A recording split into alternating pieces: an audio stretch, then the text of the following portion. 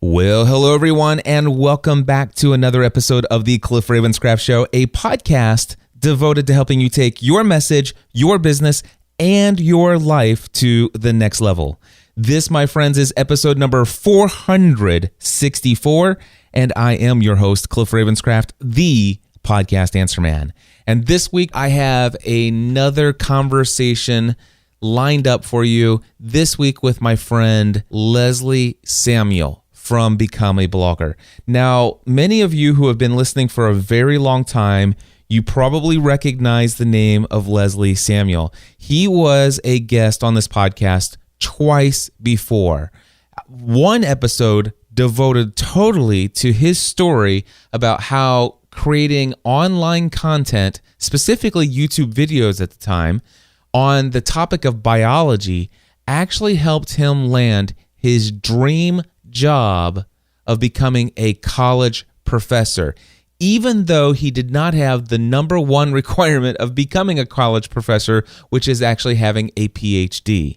Now, if you want to hear that story, which, by the way, I do encourage you to go back, head over to podcastanswerman.com/251, because that was episode number 251 from March 2012 when we shared that full story.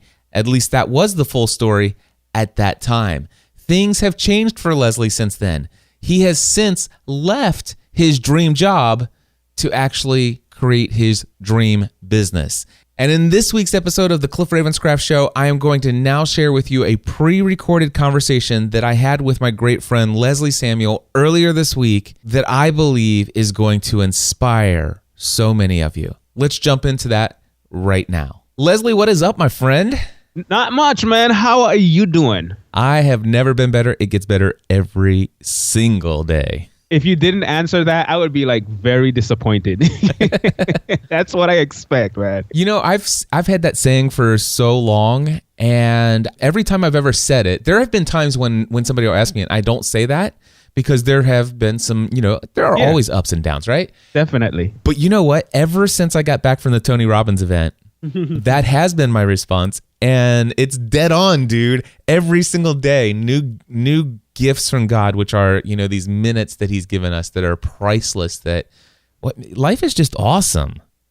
Oh, it definitely is. And actually, ever since you've been back from the Tony Robbins stuff, I've been checking out Tony Robbins even more. I watched the documentary on Netflix, and I love the stuff that's going on there, man. I love the inspiration. I love the way, at least from what it seems, from someone that hasn't been to one of these events, the way that he helps you to come to these breakthroughs and just kind of like burst through your fears and the doubts and all that stuff. So I think it's pretty awesome.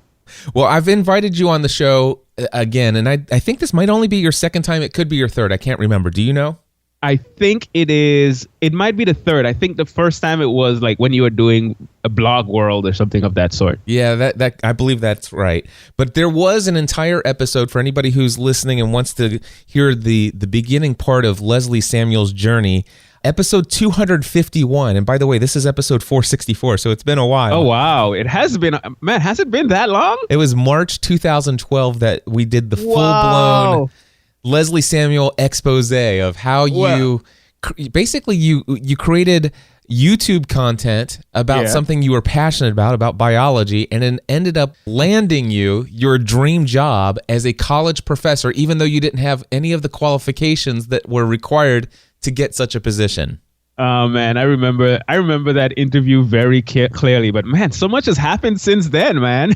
There are a couple reasons why you're on the show. First of all, obviously you are experiencing an entrepreneurial journey, how content has played a role into leading and guiding you to new opportunities, and just how important it is just to be consistent in producing content and just what doors open up to you.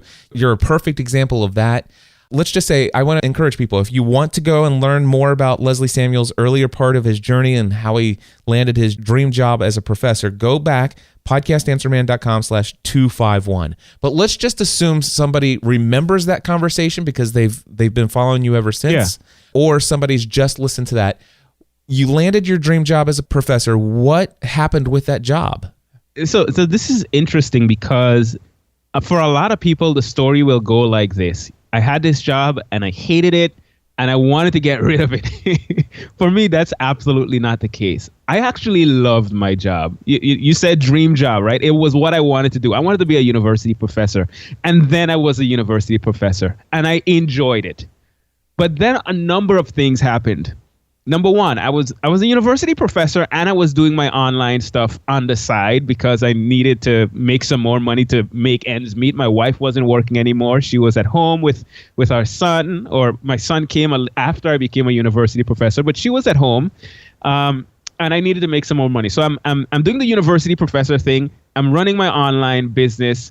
Then at a certain point, they required me to go on for a PhD, which they were going to pay for, which they started to pay for.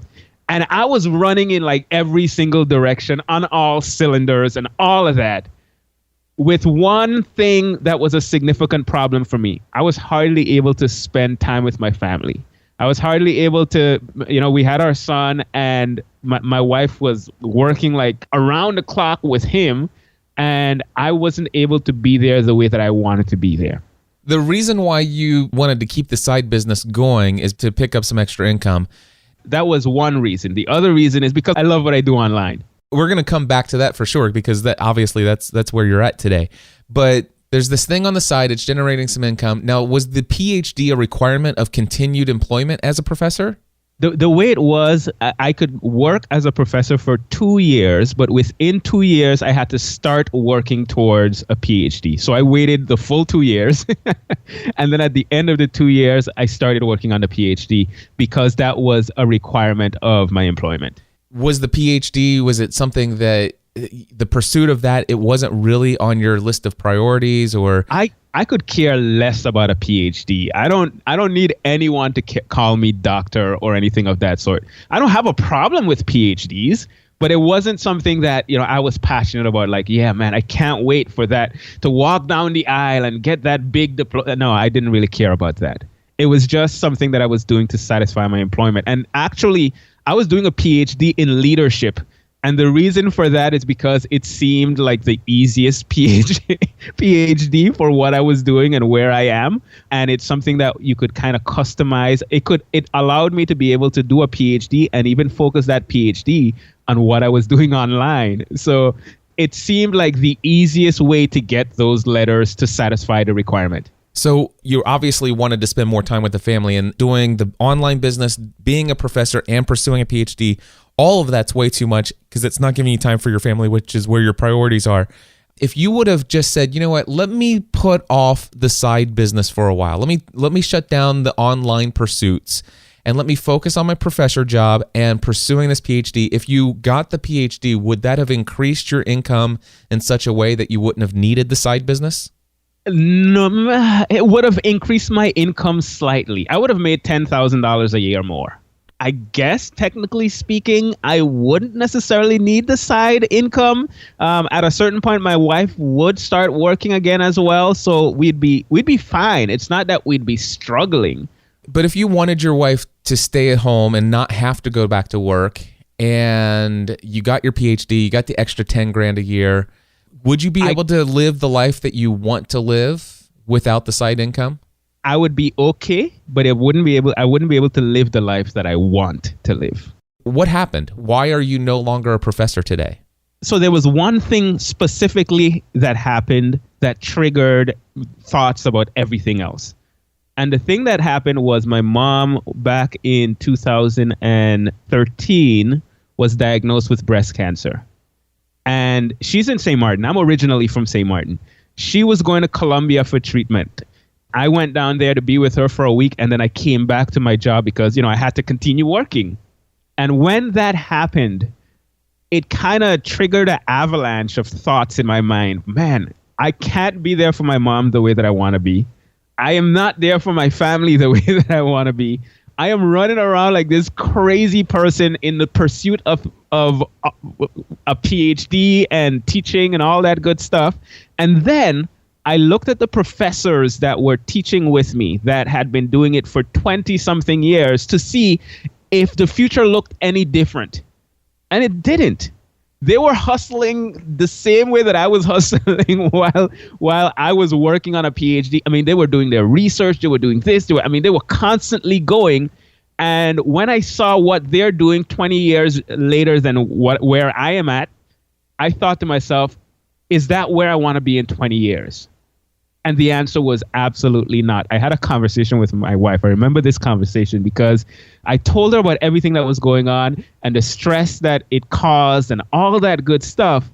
And she said, and mind you, I'm the risk taker. My wife, not the risk taker, not as much. She said, I think you should leave your job. Now, when she said that, the next day I went in to talk to my boss, let her know that I was going, because we both realized that there was something more that we wanted to accomplish. There was something more that I wanted to accomplish specifically, and going in the direction that I was going was not going to get me there. Your wife is telling you, hey, this is not necessarily a life that's sustainable. I realize that even though I'm the conservative one, you're the risk taker. You only have one life to live, and this is not the life that we need together. Exactly. That's exactly it. And if she weren't behind me on that, I would still be teaching. Definitely, I would still be teaching. But we both felt, we seriously felt as if God was leading us in a totally different direction, a riskier direction, a more uncertain direction. But we felt as if he was saying, hey, this is where I want you to go. And once we came to that conclusion together, it was like, well, that's it. Now, at this point, Leslie, how long had you already been doing your online business pursuits? I actually started in 2008, January 18, 2008. I remember the date. So this was in 2013. So we're talking 5 years. So before your wife pronounced, I think you should leave your job, you've already been operating this online business as a side pursuit from 2008 to 2013. Oh, yeah. She definitely wouldn't have said that if I hadn't been doing that. Yeah, I started in 2008. I had some success. She was able to see, hey, this isn't just a dream that this guy has. This is something that he's actually done. We've had months where the income was significant, and we've had months when the income was not as significant. And the factor that was missing is, I just didn't have the time to do it the way that I would need to do it for it to be a full-time income and beyond. I had the knowledge, I had the understanding, I knew what I needed to do, but I just didn't have the time. Was there ever a time where the side business, while you're still a professor, actually generated more income for you than you did as a professor? I'm just curious. Oh, yes, there were. There were a few months where that was the case, specifically when I was doing launches. Because I have a program that I run, and I remember the month that I launched it, it definitely did more than I did at my job. So there were some months where that was the case. Why not do more launches? That's just, I know this is completely off the track of the journey part, but I'm just curious now, why not more launches? Why aren't you doing more launches? Well, the time. You mean back then, right? At that time, or right now? I'm talking about right now. I'm thinking about Leslie and everything I've heard over the last couple of years. Why aren't there more launches? Because I wanted something that's more consistent. Gotcha. A launch is great, but then this month, hey, we're doing very well, and then next month, not as much. I wanted to build something that was a little more stable and not dependent on those one-off launches. Gotcha. All right, so going back to the journey, and your wife tells you, "Hey, we've seen some success. There's been some great months. We know that there's something here. There's a business model here. It may not be as consistent as a regular paycheck that you can depend on from the university, but with that being said, we believe that if you had more time to devote to this, you could actually generate a significant amount of income." We'll just have to learn how to create this emergency fund, create buffers for this, the month when income isn't as great. Yep. Your wife says, let's do this. So how long of a notice did you give, and what was that time period like? Yeah, I actually gave a long notice. This was in November that I had the conversation with my boss, and I let her know that I was going to finish the school year. So by the end of June of the following year, that's when I would be leaving. And the reason I gave that much time is because my job is it was a serious job. I mean, I was teaching classes like anatomy, where you're dissecting cadavers, neuroscience, and pathophysiology. Really, this was at the doctoral level for students that are going for their doctorate in physical therapy.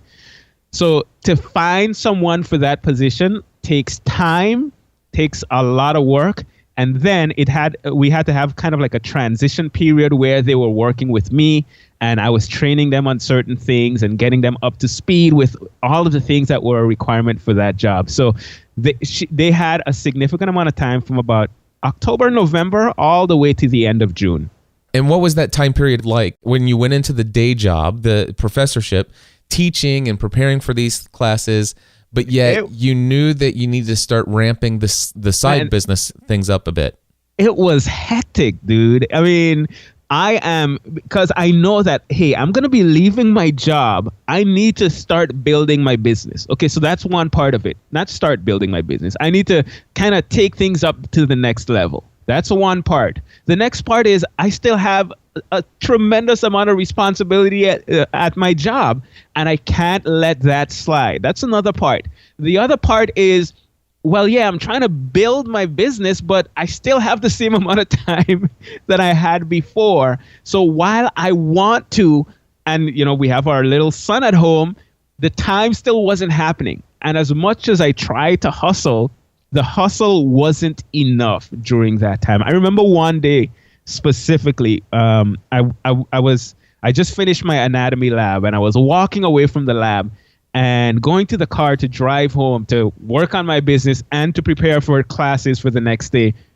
And then I just started to freak out. Literally, just like from 1 minute to the next. I just finished having a lab and the lab was fun. I was enjoying it. It was what I loved it. And here I am now thinking about leaving that security behind to do this online stuff full time. And like my heart started to beat quickly. I mean, my heart was racing. I was freaking out. I drove home and I was just there kind of like, what in the world am I doing? I mean, there were times like that where it was just tremendously stressful. And there were times where, I'm just doing what I need to do just to make it. Where you are today, Leslie Samuel, Wednesday, August 24th, 2016, Leslie Samuel. If you were able to have a lunch meeting immediately following that lab that you did where you were freaking out and you invited your future self of today to lunch, what would your future self of today say to that Leslie Samuel back then that was completely, at the lowest of the low, experiencing as much doubt and remorse about the possibility of just how risky this is and how irresponsible it seems? I would say, dude, chill out. It's gonna be okay. And actually, that freak out that I had that one day, it didn't last very long. I'm not the kind of person that kind of dwells on something. And I kind of took myself through a process to go from freaking out to it's gonna be okay. And the process looked like this. I asked myself a few questions. Number one, what's the worst that could happen? And then I literally started listing out the things that could happen. My business could fail. I could not have enough money to feed my family, not be able to buy diapers for my son and all that good stuff. And it looked pretty bad. And then I asked myself, if the worst thing were to happen, what could I do to fix that situation? And then I started thinking, well, I could get a job. I could relatively easily find a job with the qualifications that I have and all that good stuff. I could, start teaching at a high school again if I needed to do that. I could get a job at McDonald's or whatever. There's things that I could do to start making ends meet again. So that's the second question. The third question was, what's the best that could happen? And then I started thinking about the opportunities that can come as a result of what I was doing online, the people that I could reach and the impact that I could have on the world. And then, I actually wrote these things out. I compared the list of the worst that could happen to the list of the best that could happen. And I asked myself, well, which one outweighs which? And in my mind, the best that could happen far outweighed the worst. And then I just started, okay, what do I need to do in order to get to that point? And then I just started implementing those steps. And for me, even going through that thought process back then really helped. So the freak out lasted a few hours, and then it was over because I took myself through that. I love that. That list that you made, the worst thing. I mean, obviously the worst thing was the business would fail and there's no money, blah, blah, blah, blah, blah. But it sounds to me like there probably were some other items on that list outside of that. Since you've left your career and all the way up through today, has anything from that list, of the worst things or the bad things that could possibly happen, has any of those things occurred? Not one. Seriously? Not a single honestly, one of them? Not one of them. My business has not failed. My family well, okay, wait. Actually, let me rewind. Okay. Because if I put myself back, because now I'm thinking, oh, it's great, yada, yada, yada. Yep. But if I put myself back to the day after I left my job. The day after I left my job, rent was due, and I didn't have money to pay rent. So did the worst happen? Not the worst, but some of those things, yes. I didn't have money to pay rent, and I wasn't exactly sure how I was going to pay rent. And I started to think about the different things that I could do. Okay, I could launch the program that I was thinking about launching. I could start offering coaching and all these types of things. So I started working to build all those things, but still, rent was due. I didn't have the money. So how did you pay rent?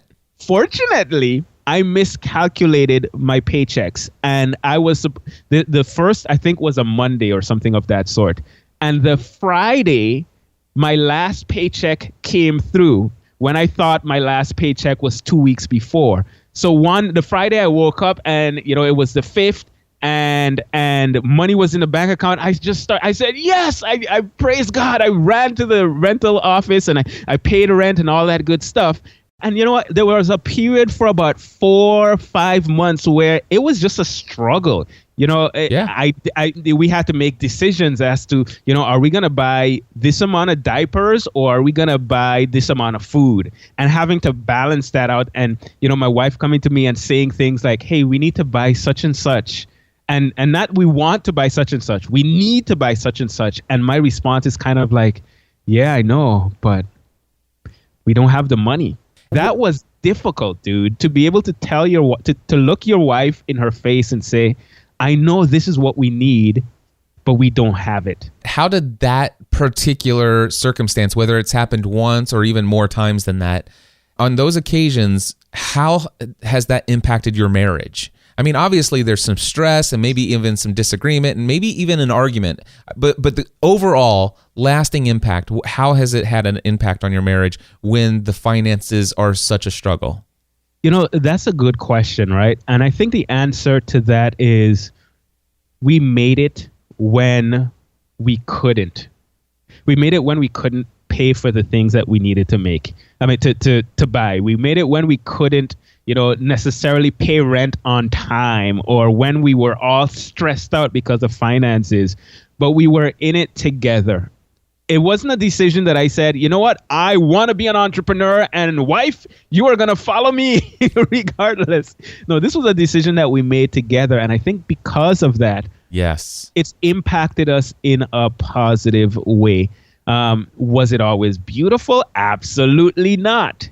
But it was difficult, and we made it. And if we can make it through that, we can make it through whatever we're going through right now. And that doesn't necessarily mean that everything is going to be fine and dandy from here on out and that it can't get worse than it got back then. But I think we always have that time that we can look back on and say, hey, we made it through difficult times. God saw us through during those difficult times. Why can't he do it again? He can. He absolutely can. So I think overall, it's had a positive effect on our relationship. One thing that I'm sitting here thinking as I'm hearing you talk about this and the fact that you had been working on this side hustle business for 5 years.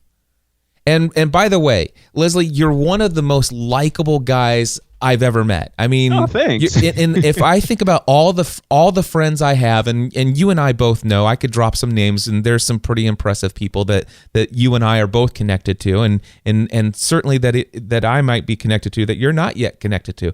But if I were to create a top 10 list of most likable people I associate with, you're definitely in the top 5. Well, I appreciate that, man. I really do. So, and this is important. I'm not just saying this to make you feel good, but I just want to say that you're one of the most likable people. You're knowledgeable about what you do.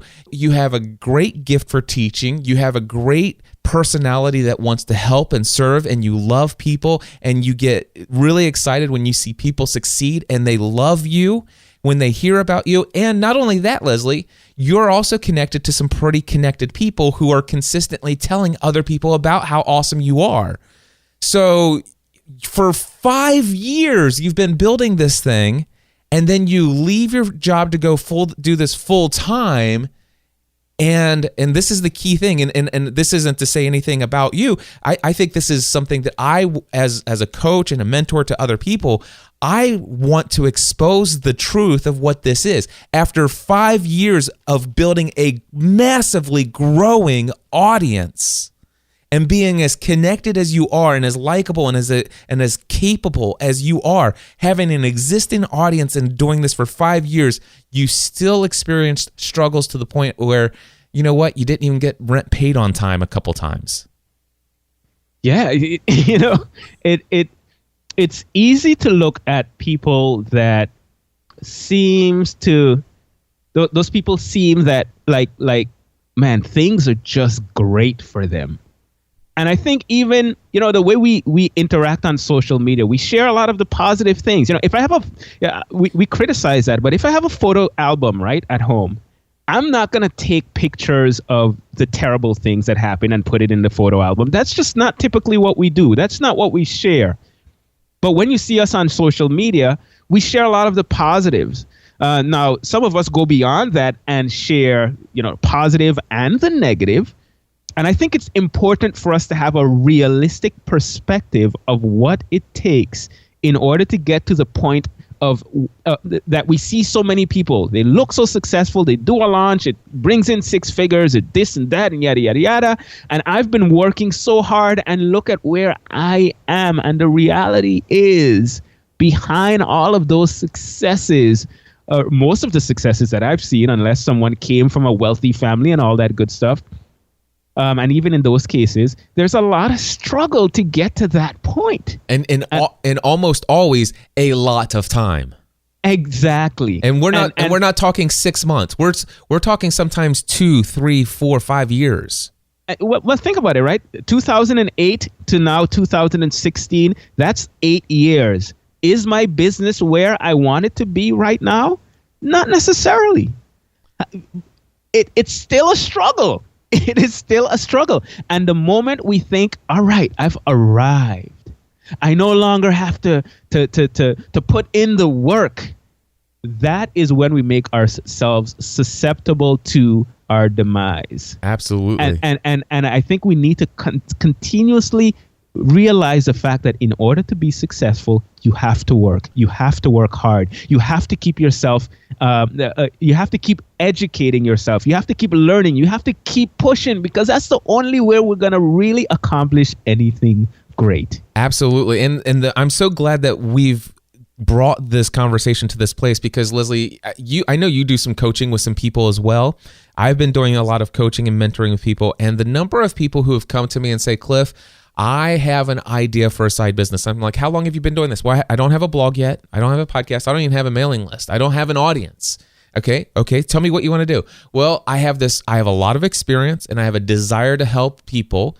And what I would like to do is take my experience over the last 20, 35 years, and I want to be able to help this group of people, and I want to create these products and services.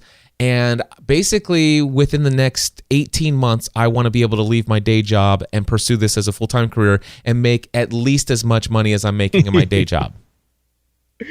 And I'm like, while it's not absolutely impossible, it is highly unlikely that will ever happen. Because here's the thing, right? People don't care about your knowledge and expertise and experience. But you know what people care about?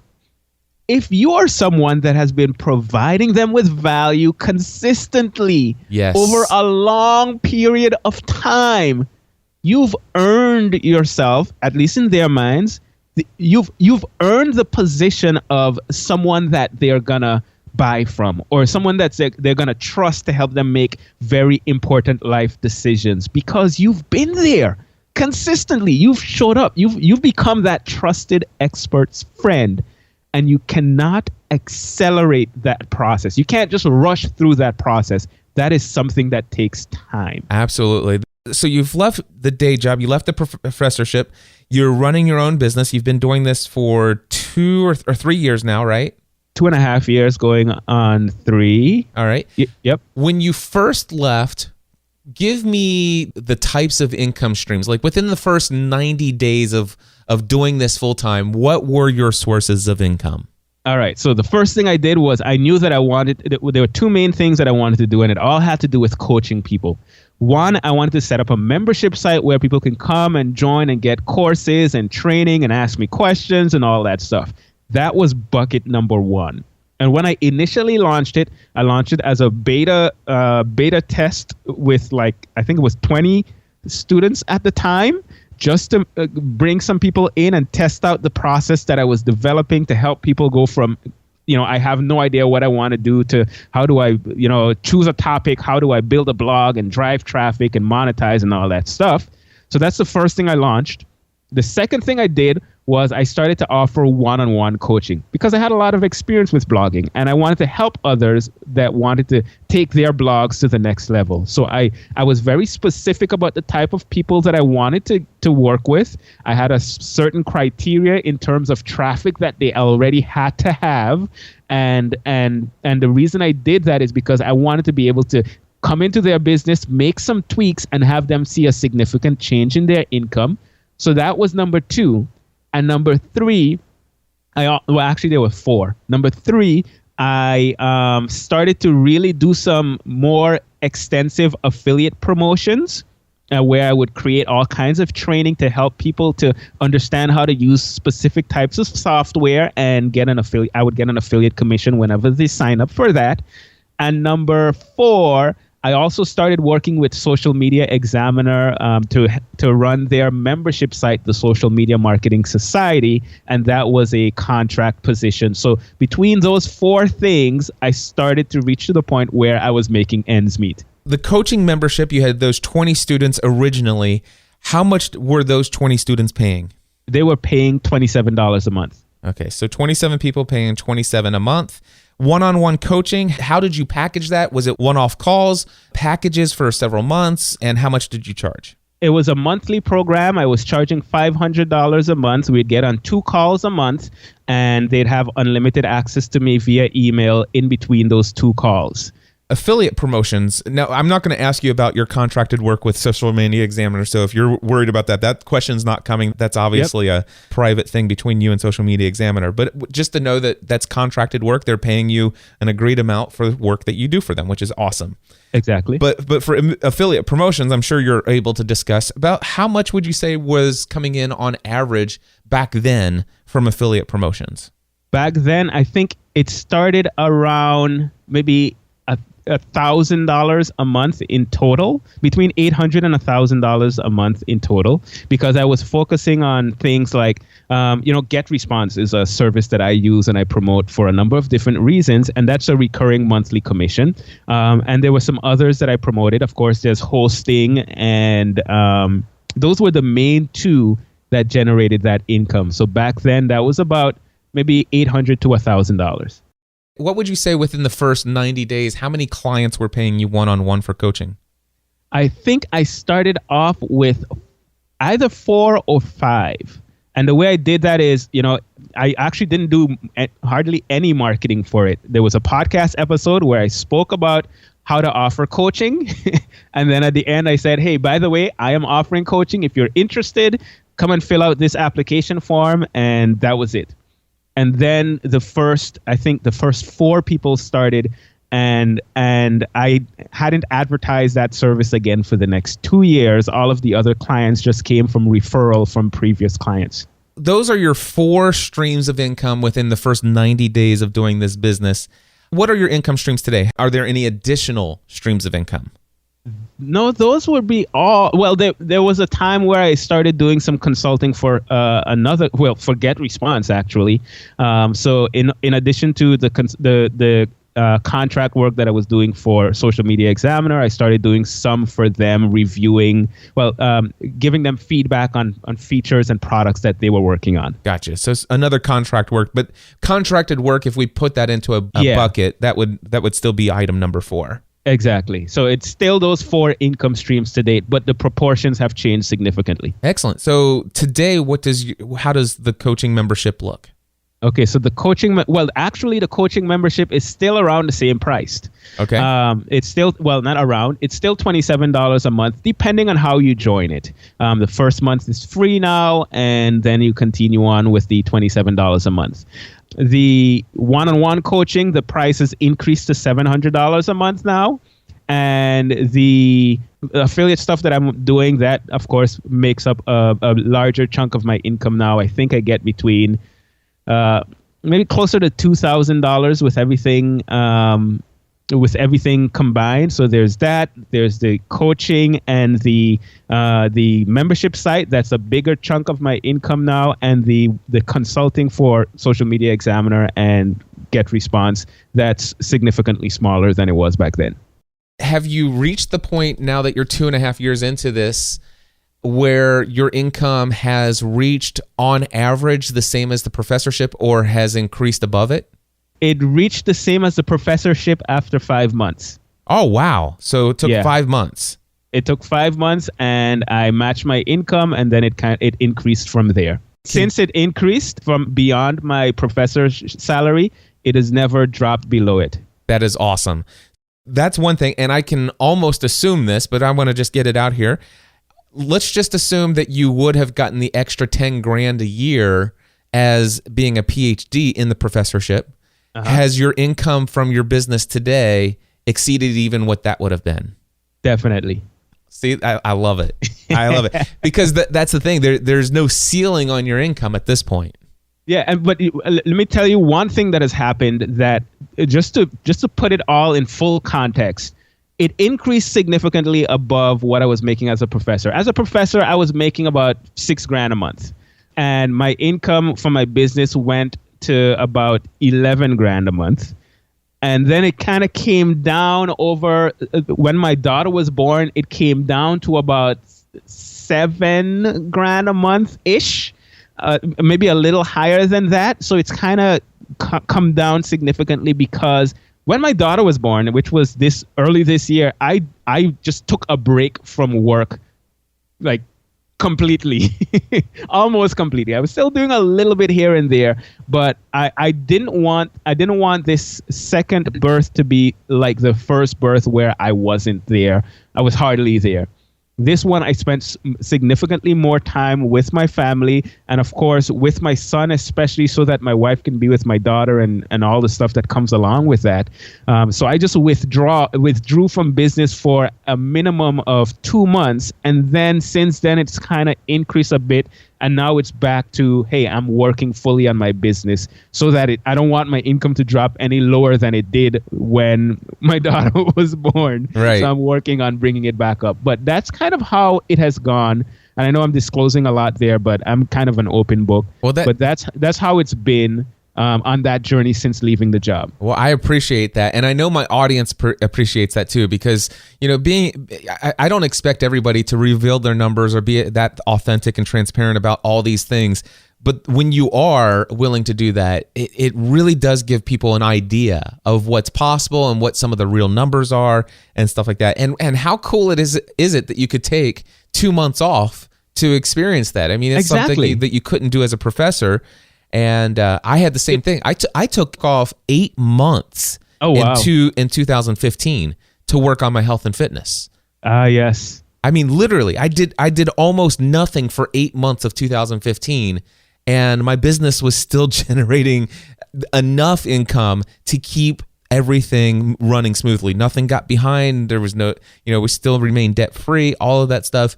And yeah, we have that freedom. We have that ability because of the kind of work that we do. And I happen to know that you also traveled to the Bahamas. Let's put it in full context, right? After leaving, struggle, very much of a struggle. Within 5 months, matching the salary, maybe about 8 months, going significantly beyond that. And the focus then was just paying off debt as much as we could. And then it kind of came down, so you can't pay off debt as quickly as you would like. So there were challenges all throughout the way. When you're running a business, you're responsible for many more things than, health insurance and all these other things that maybe you didn't even think about when you were leaving your job. So it was a struggle. But the freedom and flexibility that I get as a result of it, yes, it's more stressful because there are more things that are resting on my shoulders. But for example, as you mentioned, we spend over the Christmas break, we spend about a month and change in the Bahamas, where my wife is from. This Christmas, we're going to spend at least a month in St. Martin, where I'm from. I'm going to St. Martin next month for about a week and a half. I'm able to be not just with my family here, but, we were in the Bahamas maybe 3 months ago. I'm able to do all these different things and be in these different places and still work on my business. And for me, it's awesome. So I'm here in my basement right now talking to you, but I'm creating content, and that's reaching people all over the world, having an impact. I think if anyone is listening to this and they feel as if they have value to provide, they have knowledge or they have an expertise that can help someone else accomplish something that helps them to get a little closer to their goals, why not put it out there? Why not take a little bit of the risk in terms of the time that it's going to take for you to invest and create that content, whether it's a podcast, a blog, videos, whatever the case might be, to provide value to the world? Why not? Why not have that impact? Absolutely. Why not go through the struggle? It is worth it. Well, Leslie, I really appreciate you coming on the show. And again, on behalf of my audience, I thank you for the amount of transparency that you've brought to the table and just sharing the journey. And I agree with you wholeheartedly. I believe everyone out there should take their experiences in life and use it to help serve other people, help make everyone's life better as a result of the things that you have experienced and learned, and sharing it with others is just incredible. And by the way, guys, I'm not kidding when I say Leslie Samuel is one of the most likable guys I know. He's knowledgeable. He knows whatever you need to know about blogging. And by the way, blogging is something that is not necessarily my main focus. So if anybody's interested in learning more about becoming a blogger, Leslie, why don't you tell them where the best place to find some of your greatest resources? Yeah, the best place right now is to go to bloggercoaching.com. And if they go there, they're going to get access to my membership site for free for 30 days. They don't have to put a credit card, anything of that sort. They get access to all my courses, my live coaching calls where they can come on and ask questions. They get the Facebook group and a bunch of other resources that I created to help people to, hey, you have this message. How do you put it out in the world, and how do you provide value to others in a way that builds your business?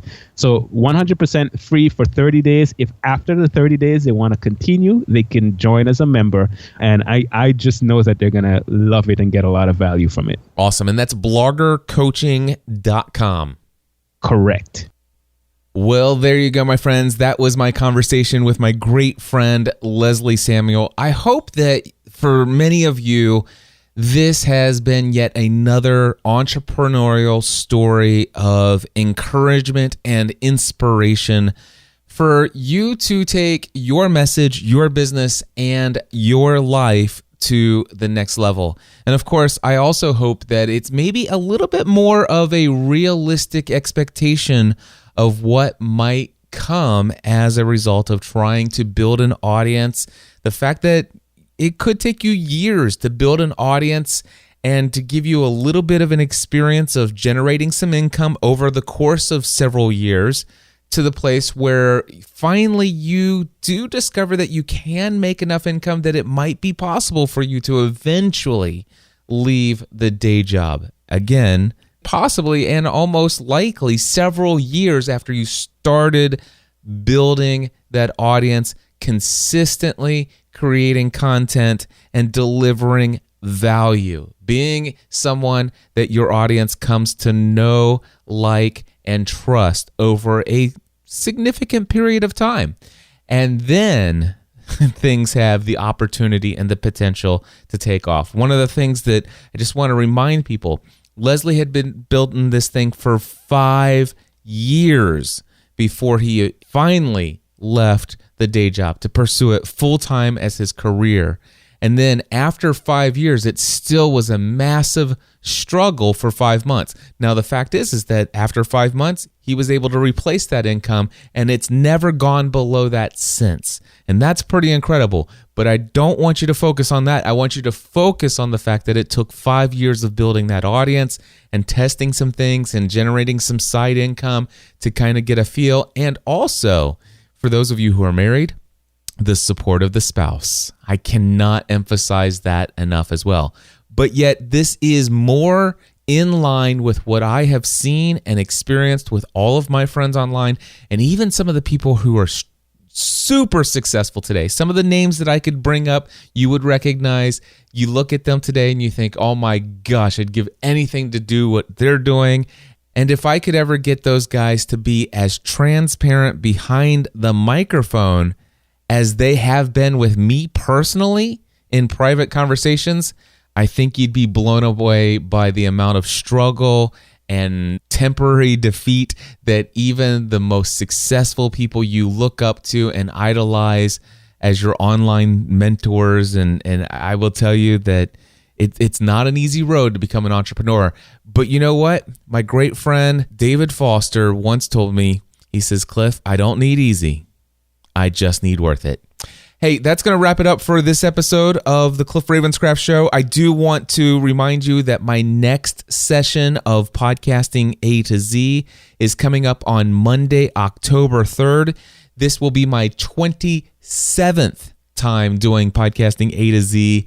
If you are thinking about launching a podcast, if you're ready to start creating content consistently and beginning to build that audience that you've put off for too long, and it's time to take action, and you want to get this thing up and running, join me in this 27th session of Podcasting A to Z. I want to be your personal coach, walking you through every step in the process of successfully launching your show. So head on over to podcastinga2z.com if you're interested and sign up today. Well, that's it, my friends. And until next week, I encourage you to take everything you do in life to the next level.